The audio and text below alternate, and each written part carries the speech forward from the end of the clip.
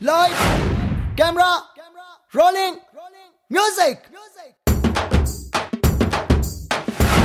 Hi అండి, Annapurna Studios presents లో Rama Reels and SS Creations banners మీద వై సుప్రియ, సుధీర్ పూదోట నిర్మాతలుగా మల్లిక్ రామ్ దర్శకత్వంలో యువ కథానాయకుడు సుమంత్ అండ్ పల్లవి సుభాష్ ఈ కాంబినేషన్ లో ఈ రోజు మన ముందుకు వచ్చిన డిఫరెంట్ ఎంటర్టైన్మెంట్ నరుడా డో నరుడా. నీకేమైనా డొనేషన్ ఇచ్చారేటి? ఎవలేదా మరి ఒళ్ళు ఇరుచుకుని చెప్తుంటాను.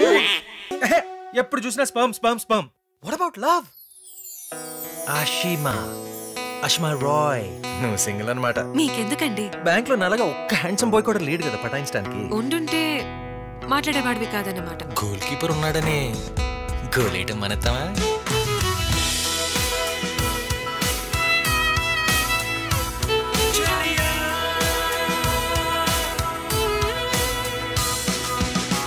ఎక్కడ పని చేస్తున్నావు? హ్యాండీక్రాఫ్ట్స్, చేతి నిండా పని.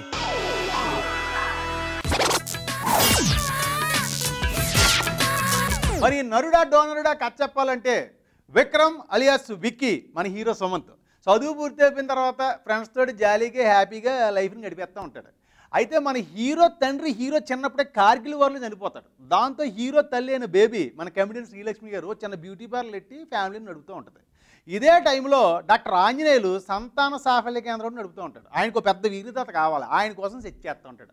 ఆ వీరిదాత ఎవరా అనుకుంటున్న టైంలోనే మన హీరో ఆయనకి తారసపడతాడు. దాంతో మన హీరోని బతిమాలుతాడు. ముందు మన హీరో ఒప్పుకోడు, ఆ తర్వాత డబ్బులు వస్తాయని ఒప్పుకుంటాడు, ఆ తర్వాత డబ్బులు బాగా వస్తాయని కంటిన్యూ అవుతాడు. ఇదే టైంలో బ్యాంకులో పనిచేస్తున్న ఓ పిల్ల, ఎవరంటే ఆ అమ్మాయి పేరు ఆష్మా రాయ్, ఓ బెంగాలీ పిల్ల. అదే మన పల్లవి సుభాష్ చేసిన క్యారెక్టర్. ఆ అమ్మాయిని మన హీరో చూసి ఇష్టపడతాడు, ఆ అమ్మాయిని పెళ్లి చేసుకునే దాకా వస్తాడు. అయితే ఆ అమ్మాయికి ఆల్రెడీ పెళ్ళి డైవర్స్ తీసుకున్న విషయం హీరోకి చెప్పుద్ది. అయినా సరే మన హీరో ఒప్పుకోవడంతో వాళ్ళిద్దరు పెళ్ళి అవుద్ది. కాకపోతే మన హీరో ఫ్లాష్ బ్యాక్ విషయాలు మాత్రం ఆ అమ్మాయికి చెప్పడం. పెళ్ళైన తర్వాత ఆ అమ్మాయికి పిల్లలు పుట్టరని ఒక చేదు నిజం తెలుస్తుంది. ఆ షాక్లో ఉండగానే మన హీరో ఫ్లాష్ బ్యాక్లో పెద్ద వీరిదాత అనే విషయం హీరోయిన్కి తెలుస్తుంది. ఆ తర్వాత ఈ కథ ఎలాంటి ట్విస్టులు ఏర్పడి ఆ కథ ఏ దరికి చేరిందనే పాయింట్తో మన ముందుంచిన కథే ఈ నరుడా డో నరుడా. విక్కీ డోనర్ రీమేక్. మరే ఇలాంటి కథను తెలుగు ప్రేక్షకులకు అందించాలి అనుకోవడం నిజంగా దర్శక నిర్మాతల సాహసం. కానీ తెలుగు ప్రేక్షకులను ఆకట్టుకునే విధంగా అందించలేకపోవడం దుస్సాహసం. నాకు ఇవాళ మూడ్ లేదు, రేపిస్తాను double dhamaka. Buy one get one free. Little bit half tea spoon.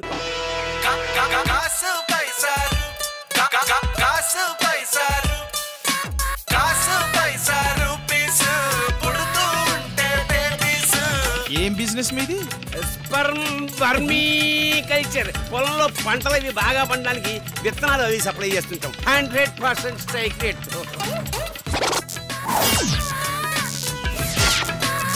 ఇక ఈ సినిమాలో నటినట్టు గురించి చెప్పాలంటే ముందు చెప్పుకోవాల్సింది మన కథానాయకుడు సుమంత్. సుమంత్ ఎప్పుడు మంచి నటుడే. చాలా కాలం తర్వాత ఈ విక్కీ పాత్రలో మనకు కనిపించాడు.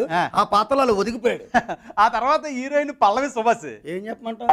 అప్పుడు హీరోయిన్ ఏం చెప్పమంటావు? ముఖ్యమైన పాత్రలు మన తనిఖీల భరణి గారు. ఈయన ఈ సినిమాలో వన్ ఆఫ్ ది హీరో అని చెప్పచ్చు.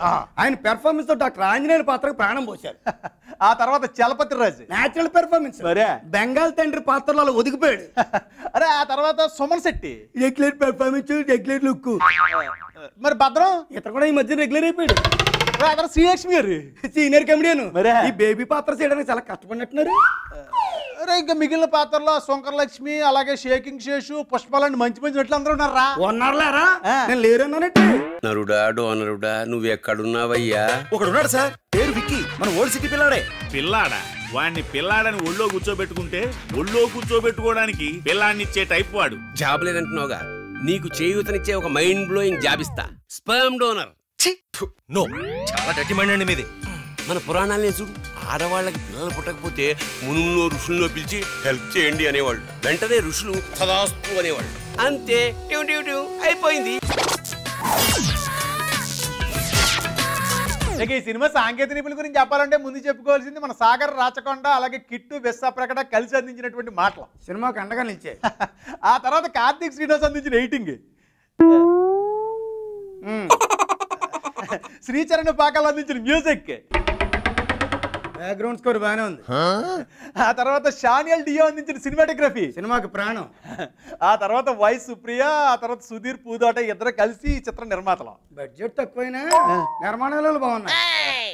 ఫైనల్ గా కెప్టెన్ మల్లిక్ రామ్ దర్శకుడు, సాధారణంగా రీమేక్ సినిమాలు అంటే మన నేటివిటీకి తగ్గట్టుగా కథలో కొన్ని మార్పులు చేర్పులు చేయాలి. కరెక్ట్. కొన్ని కథలకి మార్పులు చేర్పులు చేయకూడదు. ఎందుకు ఇప్పుడు ఏమంటా? ఇప్పుడు ఏమంటే ఏం ఉపయోగంలే. ఏమంటే అన్ని దానాల కన్నా గొప్ప దానం వీర్యదానం. మీ వీర్యాన్ని వీరత్వాన్ని వృధా చేయకండి, దానం చేయండి. నా పేరు డాక్టర్ ఆంజనేయులు, ఎండి, ఇన్ఫెర్టిలిటీ స్పెషలిస్ట్ ని. పిల్లలు లేని భార్యాభర్తలకి ట్రీట్మెంట్ ఇస్తుంటా. నీ డాక్టర్ 2 ఏళ్ళైందయ్యా నీకాడ వైద్యం మొదలెట్టే. ఇప్పుడు మీరున్న సిచ్యుయేషన్ లో మీకు కావాల్సింది శౌర్యం కాదండి, వీర్యం. మన దగ్గర ఉన్న ఒక శాంపుల్ ఎందుకు పనికిరాదు. మనం వేరే డాక్టర్ వెతుక్కోవడం బెటర్. ఇక ఈ సినిమా కథలో ఉన్నటువంటి బోల్డ్నెస్ని ఇష్టపడినటువంటి మల్టీప్లెక్స్ ఆడియన్స్ అందరికీ కూడా ఈ డోనరుడు నచ్చి తీరుతాడు. మిగిలిన అన్ని వర్గాల ప్రేక్షకులకి ఈ డోనరుడు నచ్చటం అనేది కొంచెం కత్తి మీద సామె. అయితే ఇలాంటి కథను తెలుగు ప్రేక్షకులకు అందించే సాహసం చేసిన దర్శక నిర్మాతలు ఈ కథని తెలుగులో ఉన్నటువంటి అన్ని వర్గాల ప్రేక్షకులకి చేరువయ్యేలాగా ఒక మంచి ఎంటర్టైన్మెంట్తో చూపించుంటే మరింత బాగుండేదని చెప్పక తప్పదు. ఏది ఏమైనా రొటీన్ ప్రయత్నాలకి దూరంగా విభిన్నమైన ప్రయత్నం చేసిన ఈ చిత్ర దర్శకుడిని, ఆయనకి సహకరించిన నిర్మాతల్ని, మిగిలిన సాంకేతిక నిపుణుల్ని, నటీనటుల్ని అందరినీ పేరు పేరుని అభినందిద్దాం. మన హీరో సుమంత్ మరిన్ని విజయవంతమైన చిత్రాల ద్వారా మన ముందుకు రావాలని, ఆయన ప్రస్థానం సాగించాలని కోరుకుంటూ నగరంలో విడుదలైన మిగతా సినిమాలు చూసి నెక్స్ట్ వీక్ కనిపిస్తాను. అప్పుడు దాకా మన సుమంత్ చాలా కాలం తర్వాత మన ముందుకు వచ్చాడు, నరుడా డో నరుడా అంటూ.